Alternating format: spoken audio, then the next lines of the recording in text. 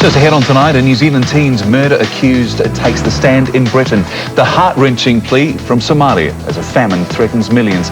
And Fiji's runaway colonel tells us it won't be long until Fiji's regime is overthrown. Join us for all that and tomorrow's weather at 10:30.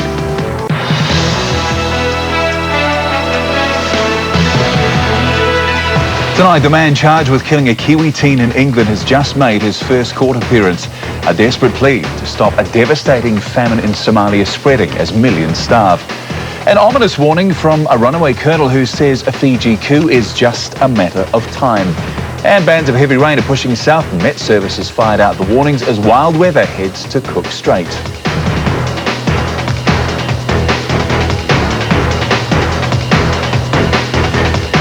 Kia ora, good evening. As we go to where the former boyfriend of a New Zealand teenager found dead is in court, charged with her murder. 17-year-old Emily Longley's body was found at Elliot Turner's home in Bournemouth, southwest of London.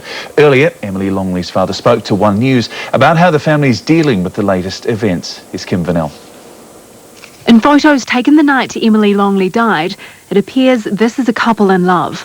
But the man in these pictures is now the one charged with her murder. It is a bit of closure, and it really sucks. I can't believe it's happened, but at the same time, I knew it wasn't drugged because she told me and I believed her, I trusted her. We're trying to deal with the loss of someone we love very deeply, which is tough. 20-year-old Elliot Turner, Ms Longley's former boyfriend, has also been charged with perverting the course of justice.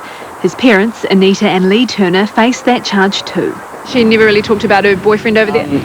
When she was over here, she mentioned something, but it was nothing really that we ever talked about.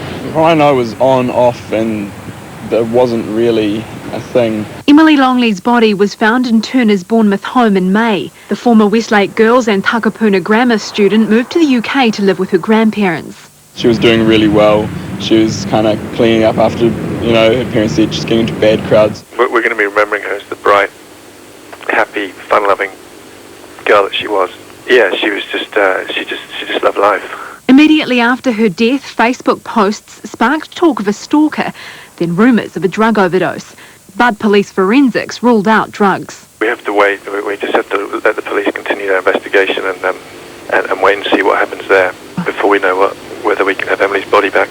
And so a painful wait must continue until Emily Longley's family can farewell their girl. The UN has issued a desperate appeal for aid to stop the world's worst famine in decades in Somalia from spreading. Tens of thousands of people, mostly children, have already died and millions of people are suffering. BBC correspondent Andrew Harding has more. Now it's official. Somalia is sinking into famine.